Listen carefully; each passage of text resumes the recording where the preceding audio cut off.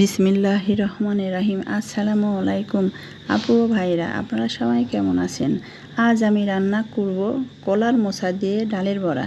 এই যে কলার মোচা কাটাগুলো দেখতে পাচ্ছেন, এটা আমি কেটে ধুয়ে লবণ হলুদ দিয়ে সিদ্ধ করে নিয়েছি। এখন আমি সিদ্ধ মোচাগুলোকে ব্লেন্ডার করে নিচ্ছি। আপনারা চাইলে পাটায় বেটে নিতে পারবেন, আমারটা মিহি হয়ে গিয়েছিল, আপনারা আদা বাটা করে বেটে নেবেন। এই যে ডাল বাটা দেখছেন, এটা বড়া করব।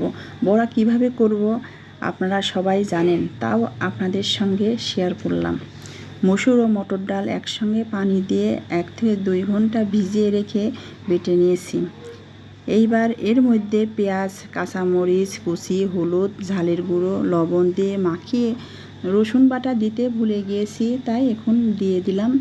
আবার এটা মাখিয়ে বড়া ভেজে তুলে রাখবো। এই তেলের মধ্যে পেঁয়াজ কুচি অল্প ভেজে এর মধ্যে দিয়ে দিব আদা রসুন বাটা, হলুদ ঝাল ধনিয়া জিরার গুঁড়া ও সামান্য পানি দিয়ে কষিয়ে নিব। এবার এতে স্বাদ মতো লবণ দিব। 3-4টা গরম মশলা দিয়ে মশলা কষিয়ে তেল উপরে উঠে এলে এইবার দিয়ে দিব কলার মোচা বাটা।